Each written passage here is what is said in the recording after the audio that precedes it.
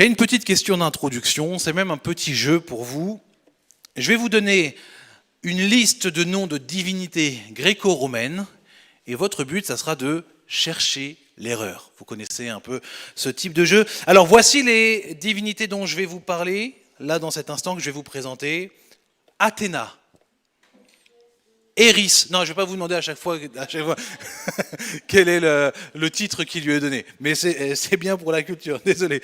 Donc Athéna, Eris, Dionysos, Anastasis, Hestia et Hypnos. Quelle est l'erreur? Où est l'erreur? Quelqu'un a dit Hypnos? Non.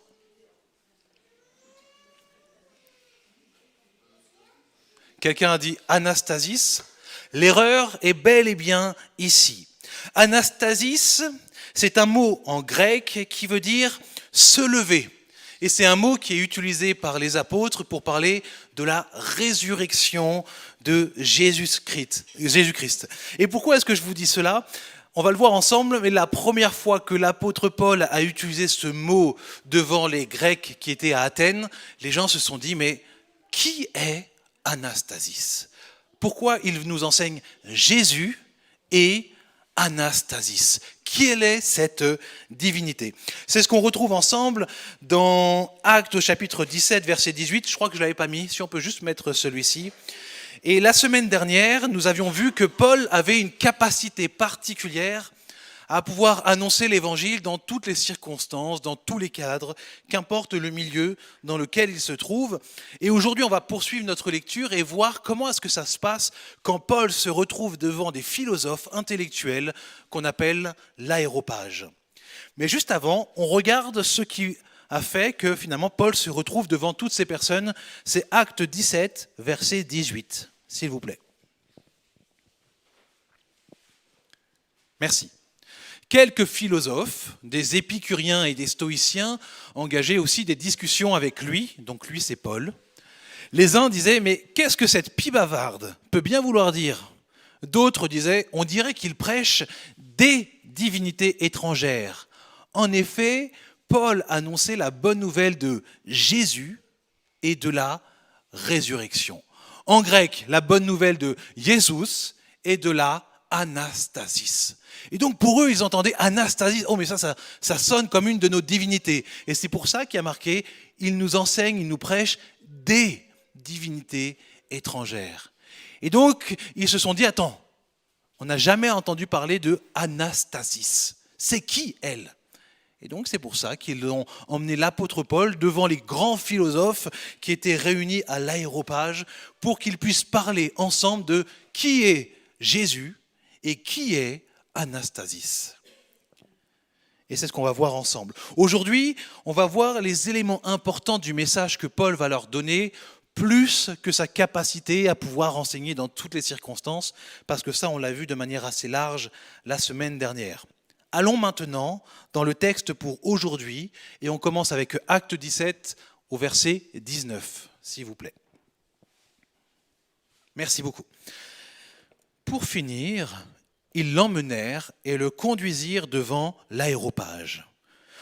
Pouvons-nous savoir, lui dirent-ils alors, en quoi consiste ce nouvel enseignement dont tu parles? Les propos que tu tiens sonnent de façon bien étrange à nos oreilles. Nous désirons savoir ce qu'ils veulent dire. Il se trouve en effet que tous les Athéniens et les étrangers qui résidaient dans leur ville passaient la plus claire de leur temps à dire ou à écouter les dernières nouvelles. Alors Paul se leva au milieu de l'aéropage et dit « Athéniens, je vois que vous êtes à tous égards extrêmement soucieux d'honorer les divinités. En effet, en parcourant les rues de votre ville et en examinant vos monuments sacrés, j'ai même découvert un autel qui porte cette inscription à un Dieu inconnu. Ce que vous révérez ainsi sans le connaître, je viens vous l'annoncer. » Et on s'arrête ici pour la lecture. Les divinités grecques étaient considérées comme pleins de vices et étaient caractérisées par l'envie et l'arrogance. Dans la philosophie de ces religions orientales, la faveur de Dieu ou d'une déesse, ça se monnaie, ça se gagne, ça se mérite, ça se troque. Et finalement, comment est-ce que l'on pouvait s'attirer la faveur des dieux grecs ? Tout simplement en construisant des temples, en construisant des statues à leur effigie, et puis en faisant des sacrifices, que ce soit de la monnaie, de la nourriture ou toute autre chose autour de cultes qui étaient organisés en leur faveur. Les dieux grecs étaient aussi considérés comme colériques, comme revanchards. Ainsi, il y avait une peur qui grandissait dans le cœur des Athéniens, c'était de se dire, si les dieux grecs sont si revanchards et colériques, qu'est-ce qui se passerait s'il y a un Dieu que l'on a oublié ? Est-ce qu'il ne va pas s'en prendre à nous ? Donc, par précaution, ce que l'on va faire, on va construire un temple ou un autel à un Dieu qu'on ne connaît pas pour être sûr qu'il ne soit pas énervé contre nous. D'où vient ici cet autel à un Dieu inconnu ? Paul saisit cette réalité pour faire le lien entre le peuple d'Athènes et leur besoin de connaître le seul vrai Dieu. Paul, en fait, a discerné ici qu'il y avait une peur qui animait le peuple d'Athènes. La peur qu'une divinité en colère s'en prenne à eux. Si l'apôtre répond à leurs besoins en leur montrant que, en effet, il y a bien un Dieu qu'ils ne connaissent pas, mais qu'à la différence des autres dieux, lui, il existe véritablement et qu'il a de très bonnes raisons d'être en colère. On regarde ça dans la suite. Verset 24, s'il vous plaît. On va au fil du message dérouler le texte. Voici la teneur de son message. Dieu, qui a créé l'univers et tout ce qui s'y trouve, et qui est le Seigneur du ciel et de la terre, n'habite pas dans des temples bâtis de mains d'hommes. Il n'a pas besoin non plus d'être servi par des mains humaines comme s'il manquait quelque chose. Au contraire, c'est lui qui donne à tous les êtres la vie, le souffle et toutes choses. À partir d'un seul homme, il a créé tous les peuples pour qu'ils habitent toute la surface de la terre. Il a fixé des périodes déterminées et établi les limites de leur domaine. Pour nous, ces quelques versets sont assez simples et compréhensibles, mais c'est important de se rendre compte que dans le contexte des divinités grecques, c'est une guerre que l'apôtre Paul est en train de mettre en perspective. Dieu qui a créé l'univers et tout ce qui s'y trouve, qui est le Seigneur du ciel et de la terre. Pourquoi est-ce qu'il y a une guerre qui est en train d'être mise en évidence ? Les mythes grecs voyaient un Dieu qui a créé la terre, un autre Dieu qui a créé le ciel, un autre Dieu qui a créé la nuit, un Dieu du printemps, un Dieu de ci, un Dieu de la guerre, un Dieu de ça, un Dieu de l'eau, etc., etc. Et Paul, lui, il arrive avec une vision complètement différente en leur disant « Il n'y a qu'un seul Dieu et c'est lui qui a tout créé. » Il n'y a pas plein de dieux qui ont créé plein de choses, il y en a un seul et c'est lui qui a tout créé et c'est le seul que vous ne connaissez pas. C'est le seul que vous ne connaissez pas. Mais Paul ne s'arrête pas là et il vient donner deux affirmations qui, encore une fois, vont à l'opposé de la pratique locale. Le verset 24 nous dit « Le Seigneur du ciel et de la terre n'habite pas dans les temples bâtis de mains d'hommes. » Et ensuite, verset 25, « Il n'a pas besoin d'être servi. » Les Athéniens pensaient pouvoir faire ce qu'ils voulaient des dieux, en les manipulant.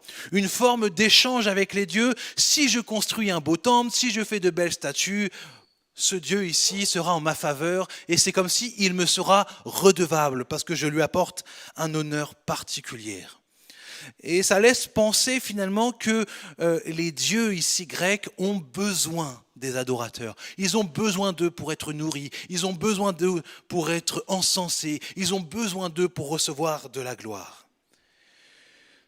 Et finalement, Paul leur montre que la vision qu'ils ont ici, elle est totalement fausse. Comme si finalement, pour que la divinité soit favorable sur leur vie, il fallait leur apporter de l'argent. Et c'est assez troublant de se rendre compte qu'aujourd'hui, cette même pensée est venue même jusqu'à pénétrer l'Église, dans laquelle parfois on se dit « plus je donne à Dieu, plus je serai béni en retour. Plus je sacrifie des choses à Dieu, plus je serai béni en Dieu. Plus je fais la belle église avec la plus belle croix, la mieux illuminée possible, plus je serai béni par Dieu parce qu'il sera favorable pour moi. Finalement, rien de nouveau sous le soleil. Et Paul vient leur dire, le Dieu au-dessus de toutes vos divinités ne se laisse pas enfermer dans vos temples. Il ne dépend pas de vous. Il n'a pas besoin que vous lui construisiez des maisons. Autrement dit, vous n'avez rien en votre possession que Dieu n'ait pas déjà. Il ne manque rien en Dieu. Ce que les Grecs voulaient expérimenter dans leur spiritualité, c'était le sentiment et la satisfaction de savoir qu'un Dieu va être en leur faveur et même leur être redevable. Cette divinité m'est redevable parce que j'ai fait ceci pour elle. Un peu comme si ces divinités allaient venir les voir un jour et leur dire « Tu sais, ce jour-là, tu m'as donné à manger, merci. Franchement, j'en avais vraiment besoin. Sans toi, je n'en pourrais plus. » Et ces paroles de Paul, je crois, doivent nous rejoindre pour nous, même s'il n'y a plus de divinité présentée comme celle qu'on a ici. Il n'est pas simple pour le chrétien de percevoir et d'accepter que même de nous, Dieu n'en a pas besoin. Dieu n'a pas besoin de moi. Dieu n'a pas besoin de toi. Que ce soit avec notre assentiment ou non, Jésus reviendra. Il reviendra. Que ce soit avec notre assentiment ou non, la volonté de Dieu se fera. Dieu fera sa volonté parce qu'il est souverain. Croire que Dieu a besoin de quelque chose de nous, cela implique qu'il manque quelque chose à Dieu. Et s'il manque quelque chose à Dieu, il n'est plus le Dieu tout-puissant. Certains diront peut-être, mais attends Rodolphe, si Dieu a besoin qu'on l'aime, il nous a créés pour ça. Non. Avant même la création du monde, Dieu avait déjà cette manifestation de l'amour dans la Trinité. Le Père aime le Fils aime le Père, le Saint-Esprit aime le Père et le Fils, etc. Il y avait déjà cette manifestation d'amour. Dieu n'est pas devenu amour le jour où il a créé l'homme. Il l'était déjà avant. C'est ce que Jésus lui-même nous dit dans Jean 17, 24. « Père, je veux que là où je suis, ce que tu m'as donné soit avec moi, afin qu'il voie ma gloire, la gloire que tu m'as donnée. » Pourquoi ? Parce que tu m'as aimé avant la fondation du monde. Donc ça veut dire que pour que Dieu expérimente de l'amour, il n'avait pas besoin de nous. Il expérimentait déjà cet amour. Et je crois que c'est important de clarifier cette chose pour que nous puissions encore plus mesurer la grâce qui nous est faite. Parce que certes, Dieu n'a pas besoin de nous, et pourtant, malgré nos maladresses, il a choisi que nous puissions le servir et que nous puissions lui manifester de l'amour. Il n'a pas besoin de nous, et pourtant il a choisi de nous utiliser. Il n'a pas besoin de nous, et pourtant il a choisi de nous aimer et d'accepter que nous puissions l'aimer d'une manière imparfaite. Il n'a pas besoin de nous, et pourtant Jésus accepte d'aller jusqu'à la croix. Il accepte de mourir, il accepte de souffrir, il accepte de marcher parmi nous parce qu'il nous aime. Mais il n'a pas besoin de nous. Et malgré tout, il le fait. Jésus accepte de tout supporter pour nous.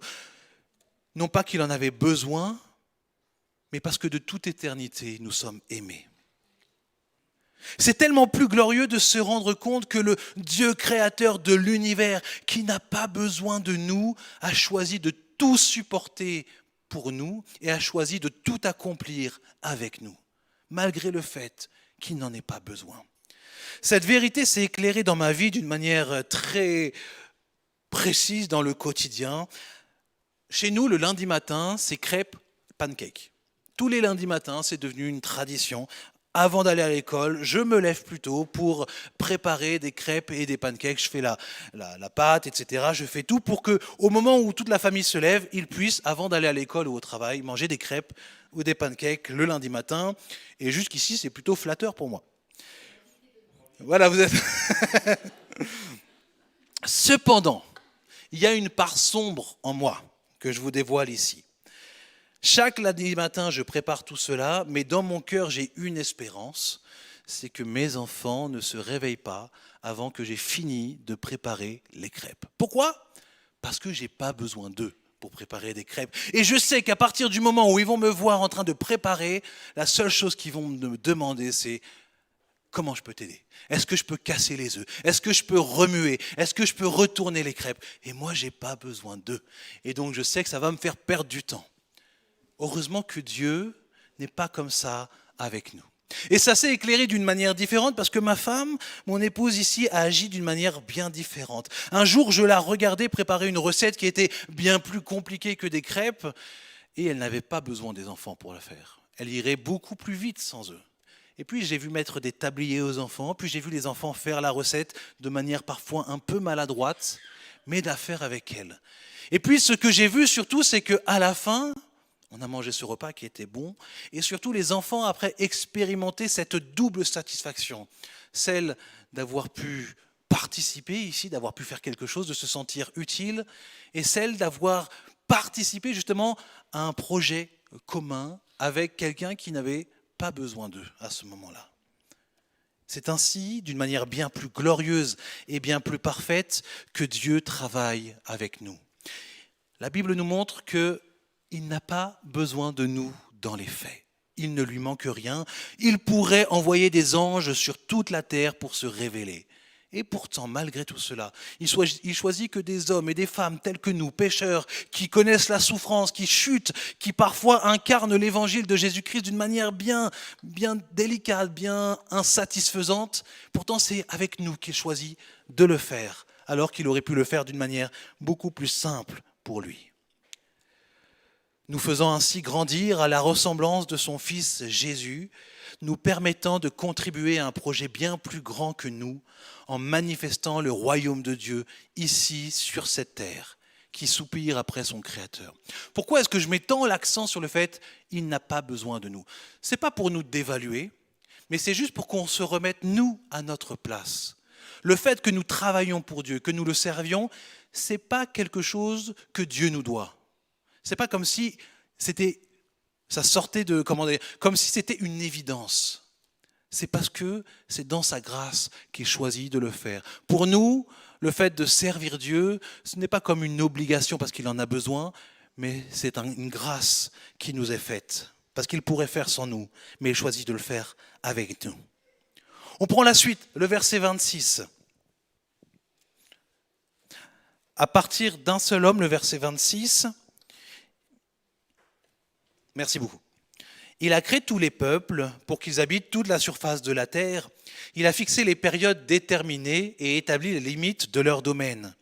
Par tout cela, Dieu invitait les hommes à le chercher et à le trouver. Peut-être comme à tâtons, lui qui n'est pas loin de chacun de nous. En effet, c'est en lui que nous avons la vie, le mouvement et l'être, comme l'ont aussi affirmé certains de vos poètes, car nous sommes ses enfants. Ainsi, puisque nous sommes ses enfants, nous ne devons pas imaginer la moindre ressemblance entre la divinité et ses idoles en or, en argent ou en marbre que peuvent produire l'art ou l'imagination de l'homme. Je ne vais pas détailler toute cette section. Mais Paul s'adresse ici aux philosophes en fonction de ce qui pour eux avait de l'importance. D'où proviennent les choses? Quelle est l'origine de toutes les choses? Et ce que le verset 29 souligne, on peut le rafficher, « Ainsi, puisque nous sommes ses enfants, nous ne devons pas imaginer la moindre ressemblance entre la divinité et ses idoles en or, en argent ou en marbre que peuvent produire l'art ou l'imagination des hommes. » Pourquoi? Pourquoi est-ce que Paul dit ça? Pourquoi est-ce que si nous sommes les enfants de Dieu, pourquoi on ne doit pas imaginer que finalement toutes ces idoles ressemblent à Dieu? Parce que souvent ces idoles, elles sont faites avec un visage humain, comme si elles étaient un peu notre propre image. Pourquoi alors est-ce qu'il dit ça?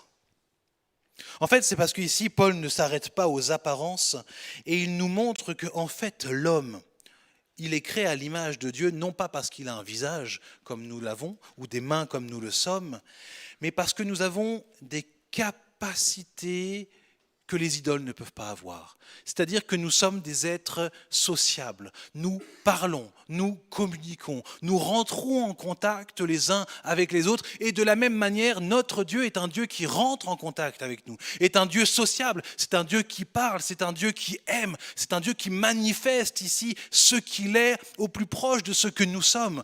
Alors que les idoles, elles, qu'elle soit proche de moi ou loin de moi, que je la touche ou que je ne la touche pas, rien ne change.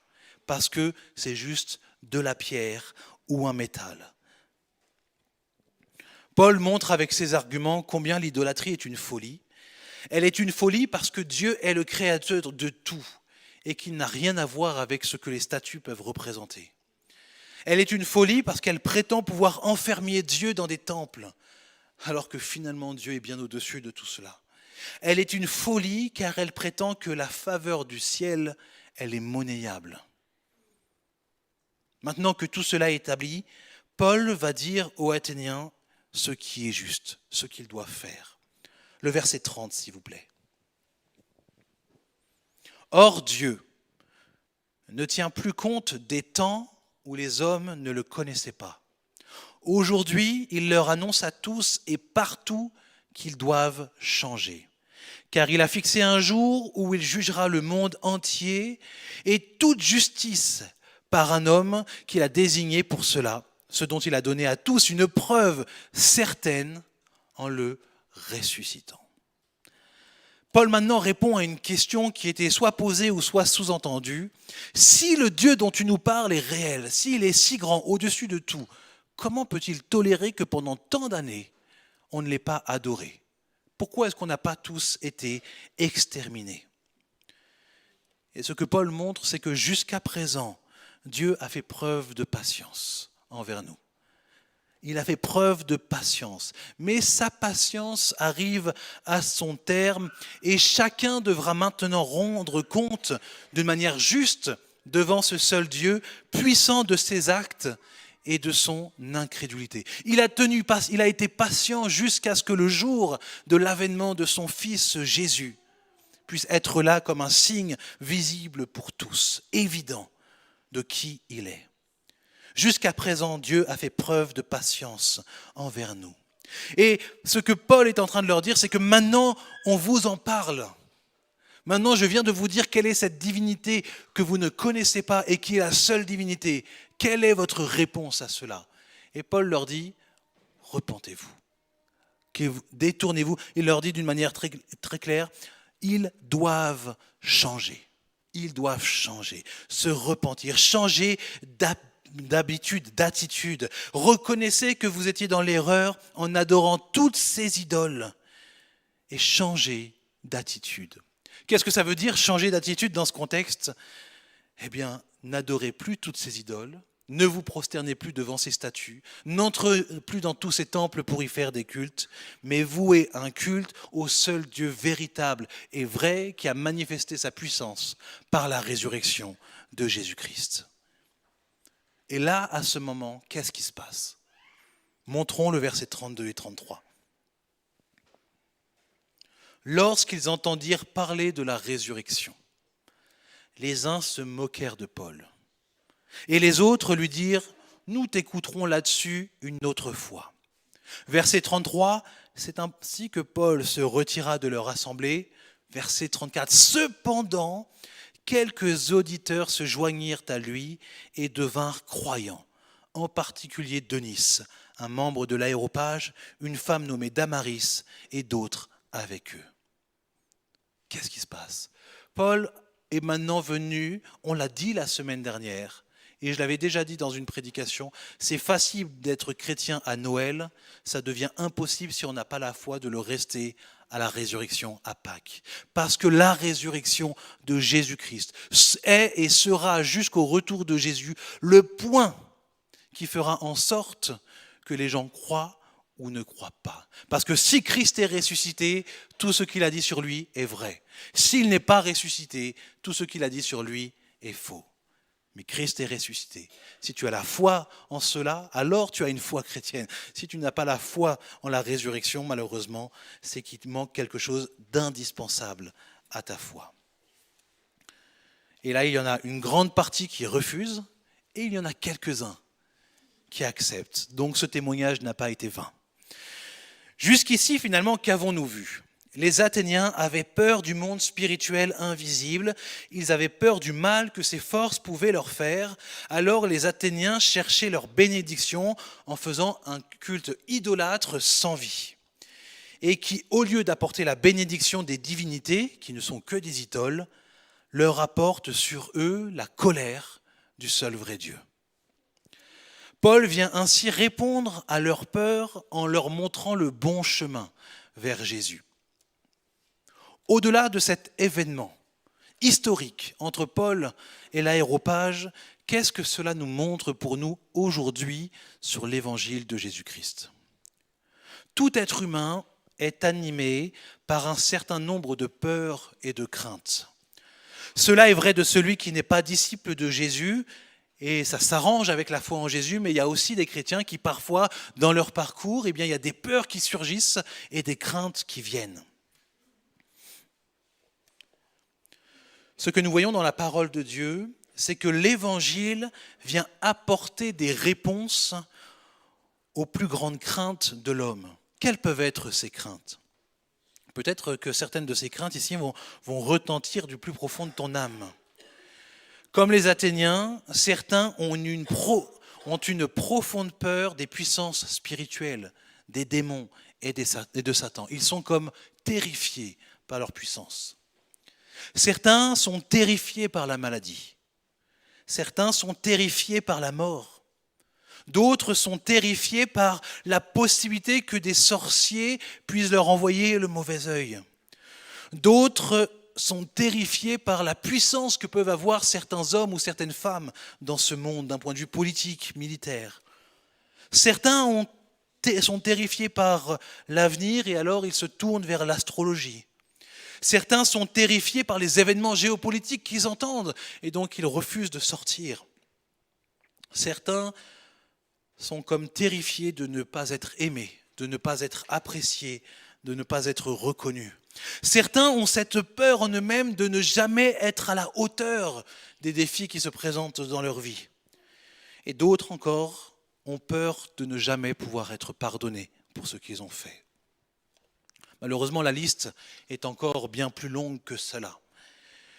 Dans un podcast que j'ai écouté cette semaine, le frère Gabriel Alonso rappelait que la peur, elle est naturelle et elle est utile parce qu'elle vient donner l'énergie nécessaire à nos membres pour fuir un danger quelconque. Mais la peur devient problématique quand elle vient prendre le dessus sur nous et nous paralyser dans la situation dans laquelle nous sommes. Mais voici l'évangile de Jésus-Christ vient répondre et donner du sens dans chacune de ses peurs et de ses craintes. C'est ainsi que Paul a pu exprimer son assurance dans Romains chapitre 8. En effet, vous n'avez pas reçu un esprit qui fait de vous des esclaves et qui vous ramène à la crainte. Non, vous avez reçu l'esprit en conséquence de votre adoption par Dieu, comme ses fils et ses filles, car c'est par cet esprit que nous crions « Abba », c'est-à-dire « Père ». Ainsi, mes frères et sœurs, dans chacune des peurs qui prend le dessus sur notre vie d'une manière terrifiante et écrasante, Jésus nous apporte une promesse ou une vérité sur laquelle nous pouvons nous appuyer et reposer. Pour celui ou celle qui a une profonde peur des puissances spirituelles, des démons ou de Satan, la Bible nous montre très clairement que Jésus a ridiculisé les puissances démoniaques par son ministère en libérant des captifs. Et il a vaincu une fois pour toutes Satan à la croix. Et le livre de l'Apocalypse nous montre d'une manière magistrale comment est-ce qu'en un seul jour, d'un seul souffle, Christ va exterminer, envoyer dans l'étang de feu Satan et ses démons. Jésus-Christ a remporté la victoire sur le monde démoniaque. En Jésus-Christ, tu es au bénéfice de cette victoire. Certains ont peur de la maladie et ne mentons pas, le chrétien peut être touché par la maladie. Mais voici l'assurance que le chrétien a. Jésus a porté sur lui nos maladies et notre condition à la croix. Jésus, dans sa grâce, continue aujourd'hui encore de guérir les malades. Et quand bien même il ne choisirait pas de guérir. De notre vivant, la parole de Dieu nous montre que Jésus s'est engagé à accompagner tout chrétien, même celui qui est malade, jusque dans son dernier souffle, de manière à ce que même dans la maladie, il glorifie Jésus-Christ et que cela apporte de la gloire au seul nom qui soit digne d'être glorifié. Même dans la maladie, jusqu'au bout, Jésus n'abandonne pas, soit en guérissant ou soit en libérant de ce monde. D'autres sont terrifiés par la mort. Ici, Jésus vient te dire, je suis la résurrection et la vie. La mort est notre dernier ennemi, mais n'est pas la fin de notre existence. Nous avons l'assurance que comme Christ a vaincu la mort et il est ressuscité, nous aussi, nous passerons par la mort et nous ressusciterons avec lui. La mort n'est pas la fin de toute chose. Certains ont peur du mauvais œil des sorciers. J'entends ça tellement souvent. Mes frères et sœurs, Jésus nous a arrachés du pouvoir des ténèbres. Il nous a libérés de la malédiction. Ce n'est pas pour nous laisser être maudits par quelconque sorcier de ce monde. Si tu as confié ta vie en Jésus-Christ, écoute-moi bien, toutes les malédictions qui sont envoyées à destination d'un disciple de Jésus ne sont pas reçues sur ton dos, mais sur le dos de Jésus. La Bible nous dit que nous sommes cachés en Jésus-Christ. Donc si quelqu'un essaye de nous maudire, c'est Jésus-Christ qu'il essaye de maudire. Et qui a l'autorité et la puissance pour maudire Jésus? Personne. Ainsi, ne laisse pas le diable ici gagner sur ta pensée en te faisant croire ce mensonge qu'il a aujourd'hui la capacité pour toi de détruire finalement ta foi par une malédiction. Tu as été libéré de la malédiction.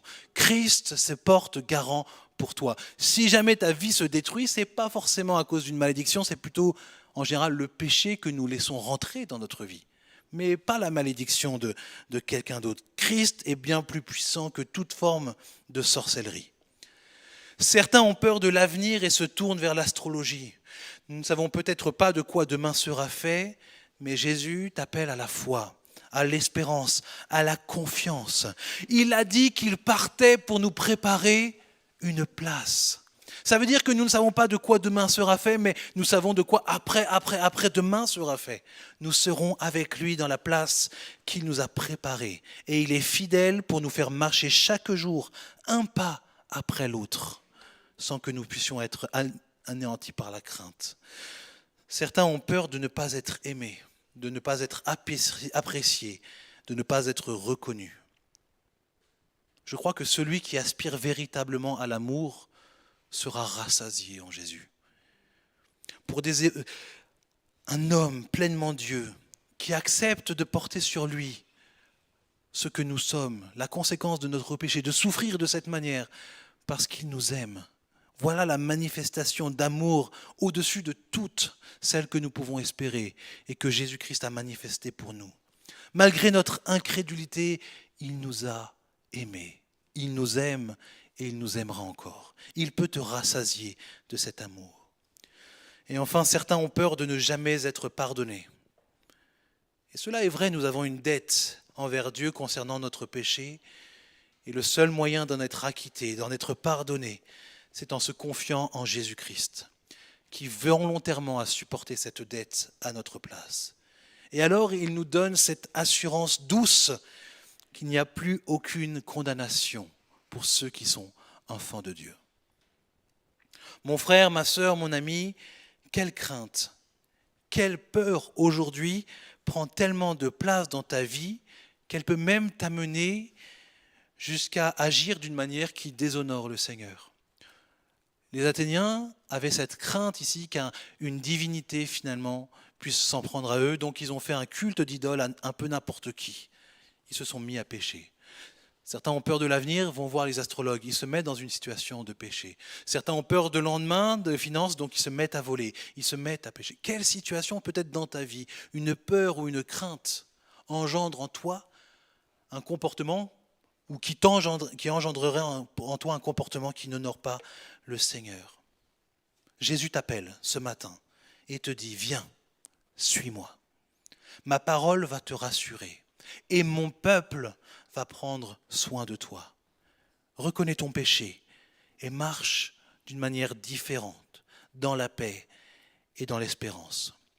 Et pour toi, peut-être, qui en ce moment ça va, tant mieux, mais qui a envie de témoigner auprès de toi cet évangile de grâce, comme Paul, aime assez ceux qui t'entourent pour connaître et discerner ce qui pour eux est une peur et une crainte, et montre-leur comment est-ce que Jésus-Christ vient répondre à cette peur et cette crainte, et alors tu pourras leur expliquer l'évangile dans sa globalité. Mais trouvons ce point ici qui fait que Christ peut répondre à un besoin dans leur vie qui finalement a véritablement besoin de trouver une solution.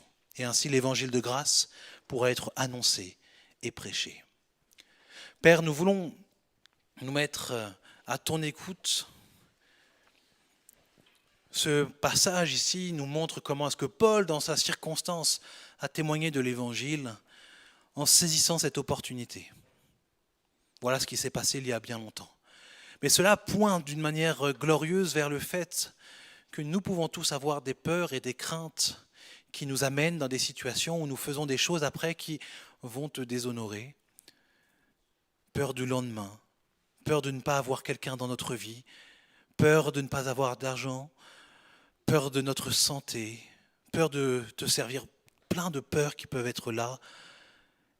Et aujourd'hui, tu veux faire la lumière dessus et nous amener à la repentance et à saisir et voir combien est-ce que la bonne nouvelle de ton nom, Jésus-Christ, comme cette bonne nouvelle vient se saisir de ces peurs et de ces craintes et y répondre en montrant comment est-ce que tu es au-dessus de cela et comment est-ce que tu veux prendre soin de nous. Je prie que dans cet instant, Seigneur, tu viennes visiter un cœur, puis un autre encore, et que